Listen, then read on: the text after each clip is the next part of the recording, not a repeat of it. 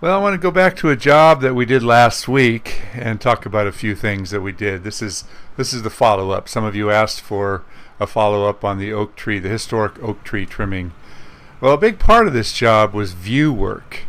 And we work in a lot of pretty high-end estate properties, and the view adds so much value to the property that unfortunately a lot of times we've got to get in there and keep maintaining the view on a lot of these trees. The top has got to be kept down. And I wanted to show you here on this live oak. This tree's been pruned almost annually for the last 10 years, and we had to take an awful lot out of it. And I don't really like doing that, but in this case I understand and appreciate the value associated. But I want you to see that there are no big open spots. There's still enough foliage up there to retain the integrity of the inner structure. You don't want to have any sun scalding. So let's get back to one of the two big oaks that we pruned. This is the one that was closer to the house. And this particular shot is from last week. I wanted to show this lower limb, the one that's you just missed there. Down, I'll get back to it here. It had so much decay in it. There we go. It's got so much decay and so much rot in it. But we had to talk to the client about making the decision whether we should try to lighten it up or take it off entirely.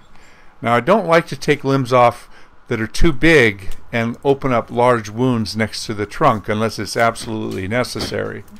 And in this case it was absolutely necessary. But I wanted to show you that the decay has already compromised the integrity of the trunk.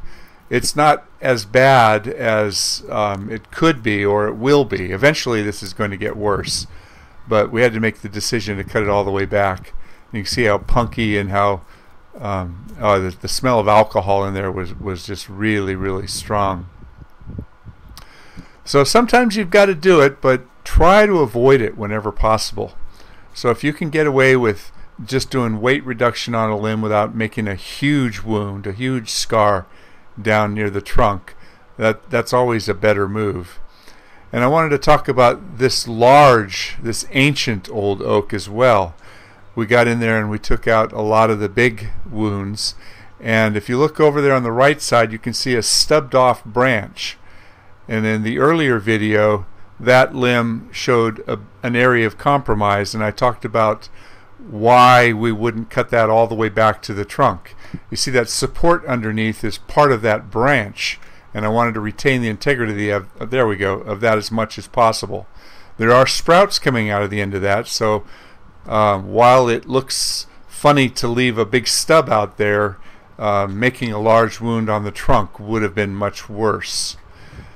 Really, really amazing tree. The spread on this thing is so vast. There's a bunch of artifacts, and I inspected the base of the tree as well. It's always important to dig around the base of any old tree looking for signs of basal crown rot, and you can see if you look really close the tree is probably hollow. You can see there's voids in there.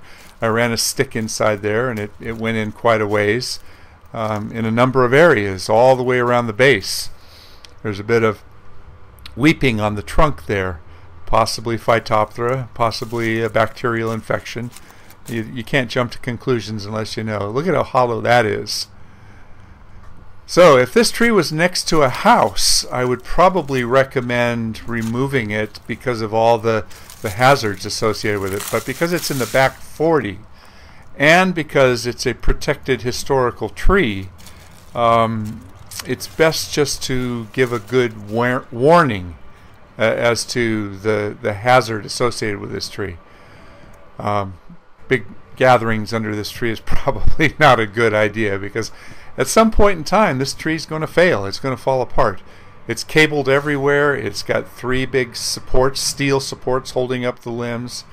That limb right there, we ended up cutting it off right at this spot because it's supporting the limb up on top. So while it's still rotting and still got some dead, I was afraid if I took it all the way off, the upper limb would sag too far. So be really careful of the decisions you make, especially on these really old trees. I wanted to talk a little bit about the dog. Everybody has problems with neighbors' dogs. In this case, their dog. came out, and he barked at us and barked at us, and it was quite annoying. My first thought was, is that a dog or is that a horse? But it cost him a lot to feed that guy.